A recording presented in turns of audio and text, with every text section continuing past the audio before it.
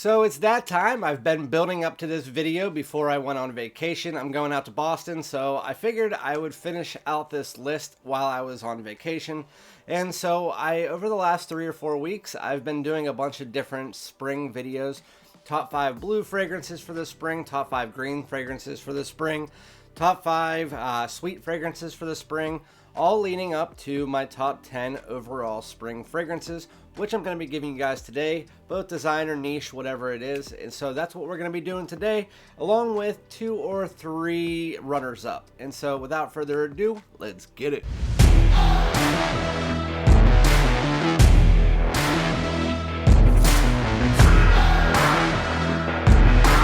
Alright, my great smelling dudes, welcome back to my channel, and we're just going to get straight into this because this is going to be probably a long video since I have to go through 10 fragrances. Again, before we get into it, make sure to like, comment, subscribe if you haven't already, and then follow me on Instagram and TikTok at Fragrance Dude. It would always be appreciated.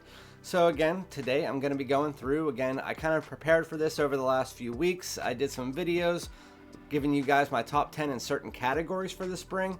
But now, you guys asked for it. I don't really do top 10 lists that much, but every once in a while. And for this one, it's per season, so top 10 spring fragrances overall in my collection. Most of these are just the ones that my most worn fragrances, and I am going 10 to 1. Before I do that, I do want to give you 2 runner-up fragrances.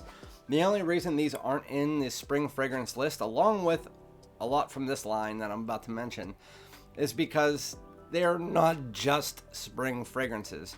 I'm trying to concentrate on this video for spring fragrances that are just spring fragrances. So the first one that is a runner-up that would easily make this list if I just didn't give a shit. This is Homme EDT, or I could have done the Edition Blanche, or I could have done the Homme Sport Eau Extreme. Really hard, most of the ones in this line, but for the most part, these fragrances really do good in any season, spring, summer, fall. And so I didn't really want to choose a specific season for it, but Homme EDT would have easily fit that bill. It's the longest lasting one in the line, even though there's like an Eau Extreme. For me, this one lasts 6 to 7 hours, sometimes up to 8. It has a peach note in it, which really separates itself from the line. And I really do like it, but it does still have that Homme DNA because it is the Homme. It's the original.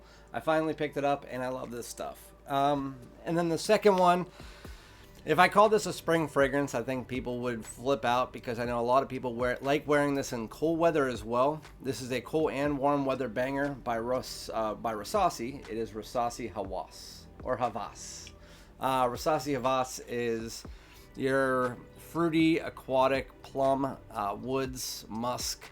Really, really good fragrance, but I wear it all the time, especially when it rains. It's a heavy projector. It's a heavy longevity. I'd say 8 to 9 hours, and you get above average to even higher than that at certain points in the fragrance, especially in the opening. Rosasi Havas is a fantastic fragrance if you just like nice rainy day fragrances. But again, some people like wearing this in the cold. I am more of the warm weather version of it, but I didn't want to put it on the spring list because of that. If it would have been, it would have been in the top 5 easily. But going into the actual top 10 list now.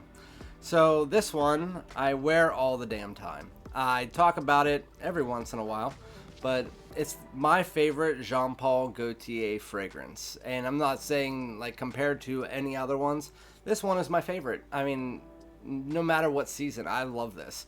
This is by Paul Gaultier. It's Le Male Eau Fraiche, Andre edition. So there's 3 different editions. There's Popeye, Superman, and Andre. This one adds the addition of ISOE Super, which really makes it push out a lot. It is neroli, it's mint, it's woods, it's vanilla, it's sweetness. It takes that Le Male DNA, modernizes it, adds in some neroli, and then adds in some the ISOE Super to make it push, to give it a little bit of a woods underneath. And this fragrance is just really nice, sweet, fresh. It's really, really, really freaking good. Very easy to wear. My wife loves it. And the bottle looks really cool. But yeah, that is my favorite Paul Gaultier, but it's number 10 for the spring fragrances. This one could have easily been higher, but again, I'm going more based on how much I'm wearing them. This one should be in anybody's top 10 spring fragrances list. If it's not, then they're probably being paid. but this is by Mont Blanc. It is Mont Blanc Explorer. For the price, you really can't beat it. It is that Aventus style. It doesn't smell like Aventus. It's that Aventus style fragrance where it's more of your more mature, anytime wear, very easy wear. It's very mass appealing, if not more mass appealing than Aventus. It does its own thing after the first, like, for me, it smells like Aventus cologne for about 3 to 5 minutes. Then it goes its own way when it gets to the dry down, gets to those woods. It's really a really nice fragrance. One that you should definitely get your hands on, and you can find it under $40 pretty much on any discounter for this size too. That is Mont Blanc's Explorer. Fan-freaking-tastic fragrance. Going into, I think this is number 8. This is by Armani. It is my favorite for the spring, even over the one that it's a flanker of. This is Acqua di Gio Profondo Lights. So you have your original Acqua di Gio, then you get your Profondo. Profondo is a green version of the original Acqua di Gio, just a little bit more modernized. And then this one is even more green and a little bit more herbaceous and fresher, with rosemary, cypress. It really does a great job. There's some cardamom in this as well. The fragrance is just literally take the Acqua di Gio, add in more green than the Profondo, a little bit more herbaceous than Profondo, and freshen it up a bit. This is just literally Acqua di Gio for the spring in a bottle. If you haven't picked it up, it still is, even though it's discontinued. You can find it at Kohl's Sephora, online or in store, which it is Kohl's/Sephora if you don't know. But that is Acqua di Gio Profondo Lights. Fantastic. I know I have the small bottle of it, but I got the package where it had the big and small bottle, so I already went through my big. Now I'm into my small. Probably should buy another one soon before that runs out. This one is going to be the cheapie on the list. I don't think I have any else. Yeah, there's none of the other ones in this list that are at this price. You can find these average $22 to $30 at Burlington Coat Factory. If you find it online, they're around $35. But by Banana Republic, this is 78 Vintage Green. This opens up with like a green grassy style chord, but it has this sweetness to it that really does meld the green tones all the way around. It's very nice. It has a fruitiness. It's a fruity sweetness that you mix together with that green grassy tone, and it's perfect for the spring. I was thinking about either putting this one or Polo Cologne Intense, and I actually kind of like this one better because of that fruity accord that you get through it. I believe there's fig that's providing it. Mark me if I'm wrong. I honestly don't remember. I've never looked at the notes. I'd have to spray this on and wear it again. The last time I wore it was last spring, but now that we are just, for me, my spring just started about a week ago. We were cool weather and now we're warm, so it's going to be definitely getting a lot more wears this year. And if you don't like green fragrances, then try out this one. It is called Metal Rain, and then thank me later. It is a fantastic spring fragrance as well. But for me, 78 Vintage Green. It's fruity, it's green, it has some woods in there. It is fantastic. A little bit of vetiver as well. But going into number 6. This one is one of the ones that I was thinking about not putting on the list because I like it for the summer as well. It's a citrus medley, and it is fantastic in the same Aventus style DNA, but doing something completely different. This is by Roja. It is Elysium Parfum Cologne. Elysium by Roja Parfums is a fantastic fragrance. They just came out with the Elysium Eau Intense with a rhubarb accord, which I'm really interested in, or a rhubarb note. I don't know if it's a accord or note. But I'm really interested to try that. I was hoping that it wouldn't be redundant, and from what I hear, it's not. So this one, citrus medley. You get some woods. You get I think there's in the opening bergamot, mandarin orange, lemon, grapefruit. It's just a citrus medley, and I always call it a citrus medley because it is a fantastic citrus warm weather fragrance that I love to wear in the spring. You only get about 4 to 5 hours of longevity, but honestly, who cares? People talk about the longevity with this so much. You can find this on a lot of discounters around $175. E-discount perfume, stuff like that. Not always, but they do come back at least 3 or 4 times a year, and you can find this for that price. and it's well worth it. The quality in this is next to none. It's one of my top 5 fragrances in my collection, especially for the warm weather. That is Roja Parfums Elysium Parfum Cologne. I can't say it today. Really, really good fragrance. Going into my top 5 now. These ones are just next level for me. I know there's at least one of these that gets a lot of gripe from people, and I don't think it's necessary. But it is what it is. But this one doesn't. This one is either hot and cold for people. You either really like it or you really don't. This one is by Mancera. It is Cedrat Boise, and not the Intense. I like this better than the Intense. The Intense is more of a richer, thicker, more well blended, but heavier version of this, which I don't like. For spring fragrances, I like them to be a little bit lighter, which this one is already heavy, and you don't need that. It has a really nice magnetic cap too. Cedrat Boise is, people who don't like it, they get a lot of leather. I don't get a lot of leather, which a lot of people have told me they don't as well, and that's usually the people that like it. The leather is mixed in for me in the background very nicely, and it only comes in more in the dry down. But this fragrance has your green tones, a little bit of citrus in it. You get some woodiness. You get a little bit of a sweet vanilla as you get to the dry down, mixing together with that green. It has some green tones in it, but it's not like a green fragrance. It's more of a woody citrus. And then you get that leather in there, some vanilla, some musk. It's a really, really good fragrance.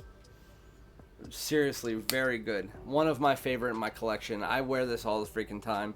And this one is spring-centric, even though you can wear it pretty much all year round. This is a spring-centric fragrance, 100%. That is Cedrat Boise by Mancera. As you can tell, I'm trying to fly through these because I'm already at 11 minutes. So the next one is the one that people give gripe about. I really don't care. This is a fantastic spring fragrance. My number 4 from Blu Atlas. This is Atlantis.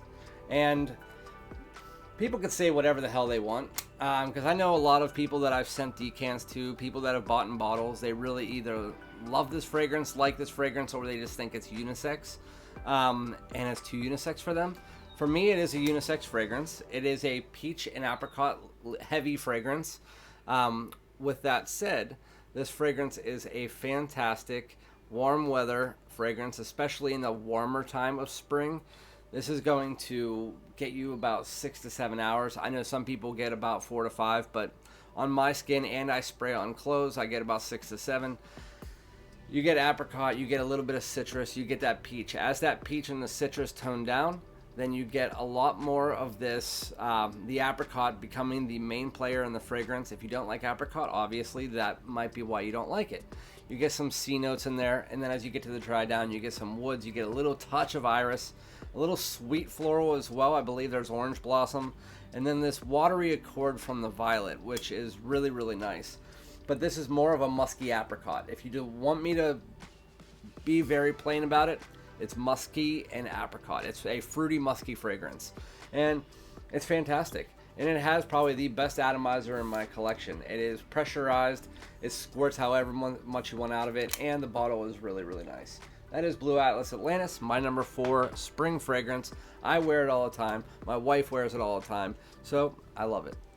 This one was my signature fragrance for half of last year. Even though my signature fragrance is obviously most wanted, this was my signature daytime fragrance. I still wear it a crap ton. This is by Dior. It is Dior Homme Sport 2021. I like this better than the 2017 version. Yeah, this is amazing.